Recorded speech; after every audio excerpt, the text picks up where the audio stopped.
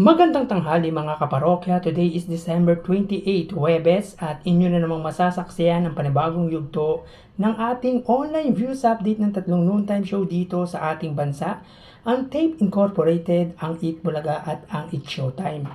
At bago natin simulan, ipakisubscribe ang aking YouTube channel, pakiclick na rin ang bell notification icon para lagi kayong updated sa mga bagong video na ilalabas ko. So mga kaparokya, today episode ng Eat Bulaga ay na-aired noong July 29, 2023. Ito yung supposedly 44th year anniversary ng Eat Bulaga, pero ginawa nilang National Dabar Cards Day. Ito yung special edition ng tatlong noontime show dahil sa kasalukuyan ay nakabakasyon yung mga host at staff ng tatlong noontime show. So most probably by next year na sila babalik live. So before we begin, ating i-congratulate muna ang legit Dabar Cards na si Miles Ocampo for winning Best Supporting Actress sa MMFF Awards Night para sa pelikulang The Family of Two starring Alden Richards and Miss Sharon Cuneta. According to her, in her 20th existing year sa showbiz, ay first time niya raw nakatanggap ng awards. Si Miles ay produkto, of course, ng ABS-CBN at nakilala siya sa kiddie show na Going Bulilit. She started in a show business at the age of 6 and now she's turning 27 next year. At talagang masayang-masaya daw siya dahil masasabi niya na artista na daw siyang tunay. She is a good actress naman talaga. She can play any role, mapadrama, action at comedy, lalo na pati hosting. Kita naman ang pagiging kalug niya sa kiddie show na Going Bulilit noon, and now napasama na siya sa Eat Bulaga ng Tito Vic and Joey, kaya mas na-expose siya. And for sure, Tito Vic and Joey and legit Dabar Cards ay proud sa award na natanggap ni Miss Miles Ocampo. At makikita na sa ngayon, lalo na sa mga kasabayan niya sa Going Bulilit, ay mas siya ang malaki ang exposure dahil nga sa Eat Bulaga, at malaking tulong para sa karir niya ang mapabilang sa longest running noontime show at host na Eat Bulaga at Tito Vic and Joey. So big break ito para sa kanya, kaya dapat i-grab niya yung opportunity na ito. So tara ating alamin ang online viewership ng tatlong noontime show.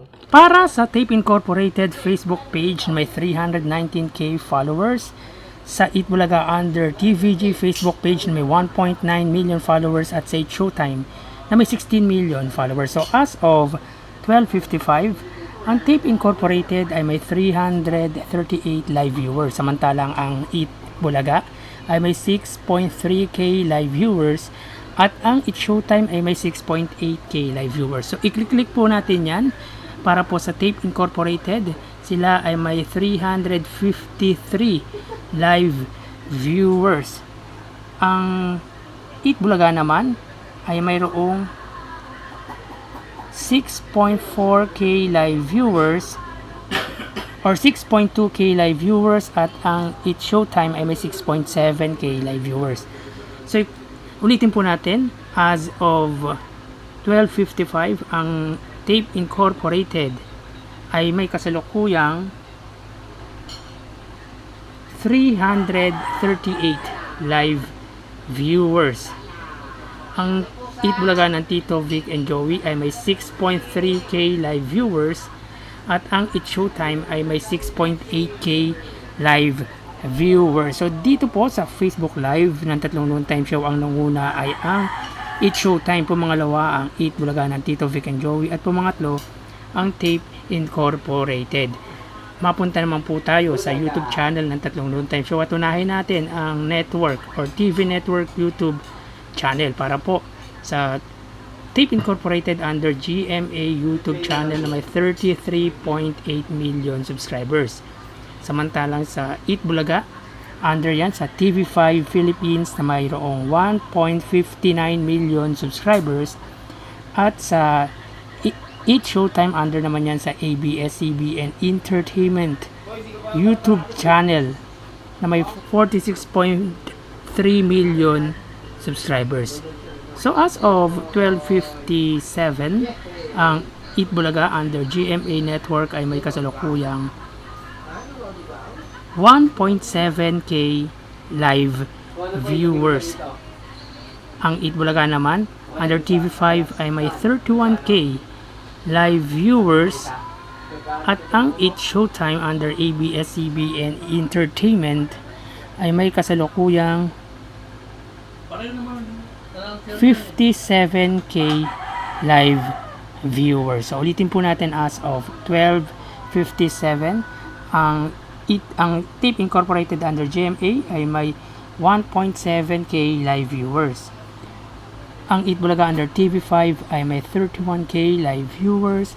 At ang Eat Showtime under ABS-CBN Entertainment ay 57k live viewers.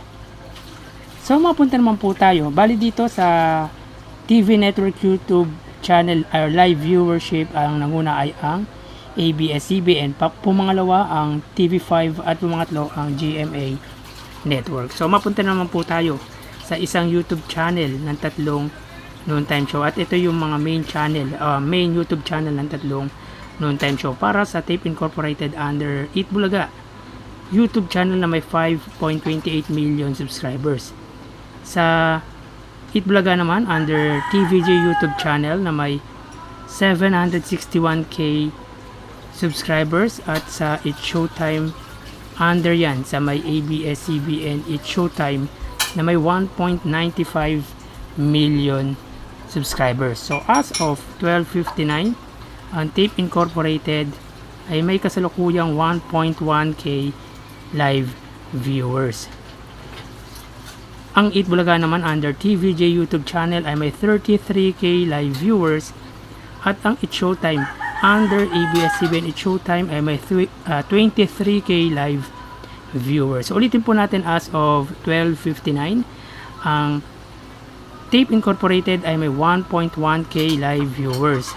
Ang Eat Bulaga ay may 33k live viewers, at ang Eat Showtime ay may 23k live viewers. So dito sa main YouTube channel ng tatlong noontime show, ang nanguna ay ang Eat Bulaga, pumangalawa ang Eat Showtime, at pumangatlo ang Tape Incorporated. So ang total na nakuha ng Tape Incorporated ay may 2.8k live viewers. Ang Eat Bulaga naman ay may 64k live viewers, at ang Eat Showtime ay mayroong 80k live viewers. So yan po ang lumalabas sa kanilang online viewership as of 1 PM. Mamaya magbabalik po tayo sa kalawang yugto ng ating online viewers update ng tatlong noontime show. Magsikain na po tayo. Thank you and God bless.